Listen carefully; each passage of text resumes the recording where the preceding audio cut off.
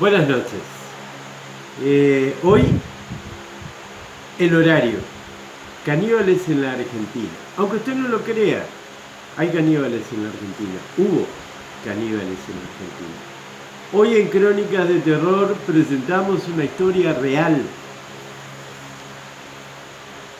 Real sobre la antropofagia, violación, abuso, secuestro y horror. Buenas noches. Bienvenidos a Crónicas de Terror en R24 Televisión. Hoy Aparicio Garay, el caníbal del Paraná. A través de una búsqueda personal del realizador entrerriano José Luis Mastro Lorenzo, el realizador del documental El caníbal del Paraná, que lleva el nombre, emerge una historia de terror en la provincia de Santa Fe. Se registró un hecho aberrante de antropofagia, poco conocida, casi invisible a pesar de que en el lugar tuvo plena trascendencia. Se transformó en una leyenda urbana que buscaba producir miedo a los niños para evitar que salgan en horas de la siesta o de la noche.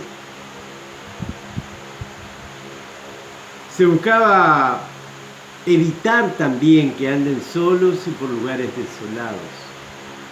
Se transformó en un mito horroroso que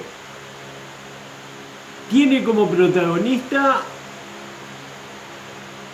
lamentable a un niño de 11 años que fue secuestrado, abusado sexualmente y comido literalmente por un sujeto que se hacía llamar Aparicio Garay. Aparicio Garay, el caníbal del Paraná. Nunca se supo con certeza cuál era su verdadero nombre, porque se pudieron conocer por lo menos 16 identidades, ninguna con registro oficial. El relato que les traigo hoy ocurre durante el año 1936. La comunidad del corredor costero de la provincia de Santa Fe se vio conmocionada tras la noticia de un caso de secuestro y violación cuyo punto culminante fue una práctica de canibalismo. El victimario, de identidad dudosa puesto que se le adjudicaban nombres diferentes, confesó voluntariamente haber comido al menor que dijo haber secuestrado. En el mes de mayo de 1936, la policía de la localidad de Cayastá, Santa Fe, toma conocimiento de la desaparición de un menor de nombre Eusebio Lugones. Tras varios días de búsqueda infructuosa, la desaparición de Eusebio conduce a los integrantes de la fuerza policial a develar un horrendo caso de canibalismo precedido por privación ilegítima de la libertad y violación. El 19 de enero de 1936, Juan Cruz Lugones se presenta en el destacamento policial de la localidad con la finalidad de denunciar que el día anterior a las 9 horas ha desaparecido del paraje El Dorado su hermano Eusebio Lugones, de 11 años de edad. Lugones manifiesta también suponer que el niño pudo haber sido ahogado. Este hermano de Eusebio Lugones es su hermano mellizo, gemelar. Para dejar más claro el caso, digamos. Los policías de ese destacamento emprenden la búsqueda por la zona ribereña de acuerdo con la denuncia realizada. En este punto se desprende, dado diferentes testimonios, que el menor pudo haber ido con un desconocido de más o menos 40 años en una canoa. Si bien se detallan los datos de la canoa y del individuo, no se puede precisar el rumbo tomado. El día 20 de enero del mismo año se inicia la búsqueda por las islas y costas del río Paraná. Se dispone además vigilancia en la zona recorrida. Y el día 23, después de haber inspeccionado debidamente los lugares mencionados durante 3 días, no se obtiene ningún resultado. Con respecto al estado meteorológico, la policía informa que los fuertes temporales han impedido proceder con la rapidez que la situación demanda. Esta falta de prontitud, de celeridad, se presenta como una situación potencial de riesgo. Si bien no se sabe exactamente qué fue lo que pasó con el menor hasta ese momento, los riesgos que supuestamente podría estar atravesando se maximizan con la falta de acción. Hoy, transcurridos ya tantos años, podría inferirse que los oficiales que tomaron la denuncia de Juan Cruz Lugones, hermano gemelo o mellizo de la víctima, desestimaron la desaparición del niño. Transcurre el tiempo y según consta en el expediente, el 23 de mayo los integrantes de la fuerza policial dan con el paralelo de quién resultaría ser el victimario. Se encuentran con una persona armada con una escopeta. Después de una larga charla se hace evidente la enajenación mental del individuo. Se lo interroga con respecto a una carne que se veía colgada en unos ganchos y responde que era carne vacuna perteneciente a un novillo que había carneado el día anterior. Ese mismo día se secuestra en el lugar una damajuana y su contenido. Posteriormente se procede a la detención del individuo cuyo nombre, según dijo, era Aparicio Garay. Inmediatamente Garay indica el lugar de la carneada donde también podría observarse huellas que le pertenecían. Se incautan además unas tripas que se encontraban a unos 3 o 4 metros del rancho y que según Garay pertenecían al menor que se había comido. El 20 de mayo a las 8 horas los funcionarios, en compañía de Aparicio Garay, se trasladan al islote de Racine o Raciné, con la finalidad de realizar indagaciones para dar con el paradero del menor en cuestión. Ya en el islote, el detenido confiesa que las tripas encontradas el día anterior en el costado sur del rancho pertenecían al menor Lugones, a quien él mismo asesinó de un tiro cuando quiso escaparse en su canoa. Confiesa también haber tirado el cuerpo en pedazos chicos frente al rancho y posteriormente haber quemado sus ropas. Allí se secuestra una hebilla y se observan señales evidentes de la quemazón.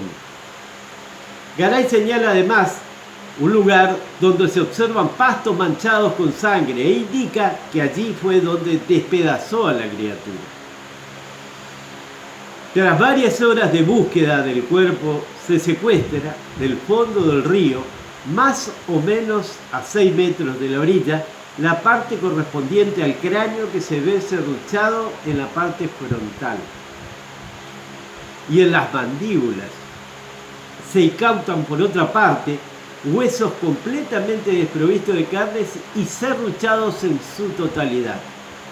El 21 de mayo se interroga al detenido, cuyas respuestas relacionadas con su identidad y su procedencia son imprecisas. Afirma saber cuál es la causa de su detención. Vale aclarar en este punto que el detenido se lo responsabilizaba además de haber robado y carneado un novillo. Con respecto al caso que nos compete, declara cómo ha sido su encuentro con la víctima y los hechos sucedidos posteriormente. Aparicio llega al rancho donde se encontraba el chico, quien le ofrece mate y después de una charla lo invita a pescar. Ambos se suben a la canoa y comienzan a recorrer y a avanzar por el río, según consta en el expediente. Después de dos cuadras, Aparicio le sugiere al muchacho que abandone la canoa y él mismo se niega. Posteriormente ya no lo deja bajar. Fue así como recorrieron varios lugares, entre los que se detallan Burgos, Florencia, entre Ituzaingó y Corrientes. Permanecen 4 días en la casa de un amigo del imputado llamada Ernestina Montenegro. Llegaron después a Paraguay, donde permanecieron 18 o 20 días y emprendieron el regreso por la zona de Callastá, invirtiendo el tiempo en cazar carpinchos y durmiendo donde los sorprendía la noche. Días después llegan a Reconquista. A partir de este momento transcurren varios días hasta que llegan al lugar en el cual Aparicio fue detenido. Hacía 9 días que se encontraban en el lugar de la detención y se observaban evidencias de su afincamiento, puesto que ya tenía un rancho en construcción y un sembradío de sandía y zapallo. Garay refiere además que mientras venían río abajo, el menor intentó escaparse más de una vez. En La Paz, cuando fueron a vender pescado, el menor quiso huir y fue interceptado por un marinero quien, tomándolo del brazo, se lo entregó a Garay. Este se lo llevó rápidamente, evitando así que el niño se fuera hacia la zona de las colonias, ya que allí hubiera sido imposible encontrarlo. Ese mismo día abusó del menor, quien, según Aparicio, no se resistía. Agrega que el chico estaba enfermo de los intestinos y que él lo curaba con yuyos. Finalmente, el menor engordó lo suficiente como para que el victimario pudiera obtener 6 litros de grasa de su cuerpo que conservó en una damajuana, y el resto lo utilizó para engrasar fierros, pero como no le resultó útil, lo guardó para venderlo como aceite. Transcurridos 5 o 6 días de permanencia en el islote de Raciné, el menor intenta escaparse nuevamente en la canoa. Allí Garay le dispara a 70 metros con un arma de alto calibre que apoyó en su hombro izquierdo y cuyo impacto fue en la parte trasera del hombro derecho de la víctima. Se hunden la canoa y el menor, y 1 hora después el cuerpo aparece flotando en la superficie. Esto ocurre entre las 12 y las 13 horas. Garay retira el cuerpo del agua y lo lleva al rancho, y a las 3 o 4 metros le abre el vientre para ver lo que tenía en las tripas, ya que, según declaró anteriormente, el chico estaba enfermo de los intestinos. Acto seguido comienza a cortar el cadáver con una suerte de espada con un mango improvisado. Dice el declarante que descarnó los huesos a los que serruchó para obra, pero al ver que no servían porque no eran macizos sino esponjosos, los tiró al río frente al rancho. Él mismo confiesa, después de haber tirado los huesos al río, un poco de carne le dio a los perros, a los que les gustó la carne cristiana, aseguró él. Y lo demás lo colgó en ganchos, un poco frito, con grasa, también obtenida del cadáver del niño. Señaló la parte de los muslos y agregó que una vez que el paladar se acostumbró a ese sabor, lo comió, ya que al principio no le gustaba. Refirió inclusive que le arrancó a la víctima el cuero cabelludo y lo tiró al río. Posteriormente, dijo que el mismo día que mató al menor, arrojó todo al río y a la noche durmió tranquilo. Después que el expediente siguiera su curso legal, el juez Daña Montaño interviene en la causa. Resuelve lo siguiente: resuelvo sobreseer definitivamente esta causa a favor de Aparicio Garay o Nazario Palmas o Agustín Zamora, entre otros nombres que dio, y ordenar su reclusión en el hospicio de las Mercedes de la capital federal, luego conocido como el Hospital Borda, por no existir en esta provincia establecimiento apropiado. Se aclara además que el causante tiene sus facultades mentales alteradas, que es un sujeto senil con delirio sistematizado cuya evolución no puede precisarse. Debe ser internado en un establecimiento adecuado para su enfermedad. Por lo tanto, la resolución de este caso se encuadra dentro de lo dispuesto en el artículo 34, inciso 1 del Código Penal de la República Argentina. Con respecto a la enajenación o alienación del sujeto, hay una serie de datos periféricos a su práctica caníbal que confirman que Garay efectivamente tenía sus facultades mentales alteradas. En una entrevista que mantuvo el criminal con un cronista del diario El Litoral, pocos días después de que este hecho saliera a la luz, Garay dice haber actuado en función del horario. Supuestamente, según él, el horario era un ser no definido, inconsciente, que le indicaba lo que debía hacer y cómo y cuándo lo debía hacer. En otra entrevista, en este caso con un cronista del diario El Orden, Garay hizo referencia al horario de esta manera: el horario es mi Dios, Él manda, yo soy su sirviente, manda a todos los hombres. En el horario están las horas son el tiempo, es la vida de los hombres. El horario me dijo, no lo dejes ir, y yo no lo dejé ir. ¿Qué podía hacer?, se preguntó Garay. Soy un sirviente, concluyó. En otra nota publicada posteriormente por el mismo diario se supo que Garay cometió otro brutal asesinato en el hospicio Las Mercedes, conocido como Hospital Borda, reitero, lugar destinado para su reclusión. Según sus propias declaraciones, mató a un compañero porque éste no lo dejaba dormir. A cada momento se levantaba de la cama que ocupaba en el mismo pabellón, haciendo un ruidito que le molestaba. Por eso lo había seguido hasta el baño, donde, armado de un rastrillo, lo agredió hasta darle muerte.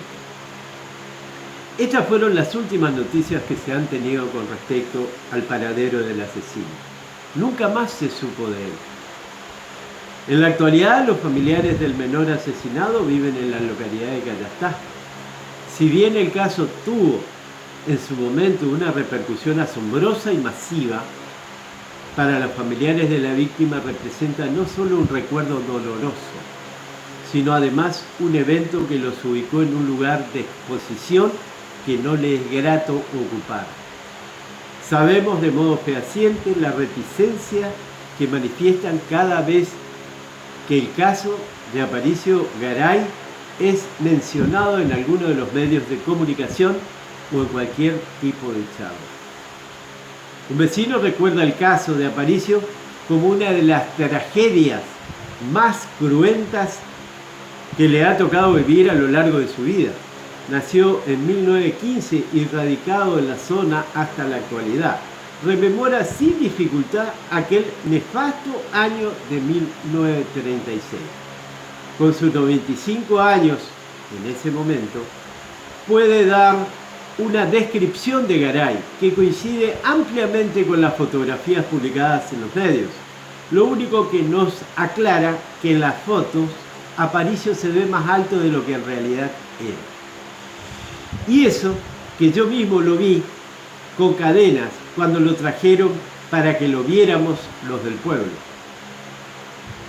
No éramos muchos en esa época. Algunos le gritaban cosas, lo insultaban. Yo no sé por qué la policía lo dejó ahí. Lo podrían haber matado. La gente pasaba a verlo. Acá son todos curiosos. Qué vergüenza que era también para nosotros, los del pueblo, que nos conocieran o que hablaran de esta zona por el tipo que se comió una criatura, dijo el vecino que pidió no ser nombrado. Esta historia horrenda sucedió de verdad. Tomó estado público, quedó registrada. Existen estudios, libros, monografías y documentos audiovisuales al respecto.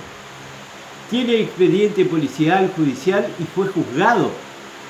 Solo se pudo probar un solo caso, pero consta en los relatos de personas de la época que le adjudicaban más de 30 niños y niñas desaparecidos y supuestamente comidos por Aparicio Garay. También se le adjudica la desaparición de mujeres mayores de edad. En uno de los documentales, la responsable de prensa de la policía de esa provincia declara que la hermana de Aparicio Garay se hizo presente en el lugar de detención y dijo claramente que él, por Aparicio, refiriéndose a Aparicio, estaba acostumbrado a hacer esas cosas. Con lo cual podemos coligar que en el no argentino tuvimos un caníbal. Pero no es el único en el país.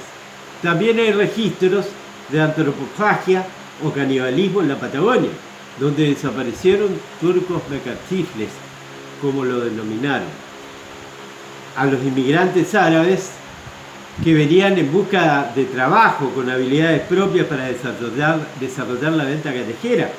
Según la crónica de la época, más de 40 árabes fueron desaparecidos y comidos en rituales caníbales por una machi transgénero que comandaba una banda que se dedicaba a robar, matar y ritualizar a esta colectividad.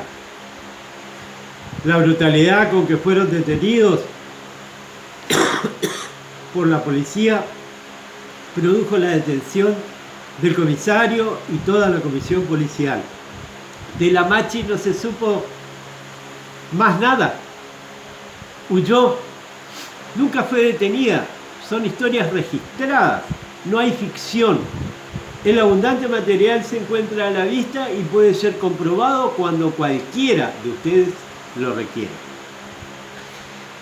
Enviamos saludos y agradecimientos a Soledad de la ciudad de Chihuahua, México, Agustín de Corrientes, Argentina, Franco de la ciudad de Santa Fe, Marina y familia de Córdoba. Todos ellos nos siguen y apoyan diariamente nuestra tarea de informar. Solicitamos que nos tilden con un me gusta y se suscriban a nuestro canal, activando la campanita. Nos gustaría también conocer lo que pensás sobre el caso que presentamos hoy. Buenas noches y 1.000.000 de gracias. Este es R24 Televisión y yo soy Julio Molizano, de Reporte 24.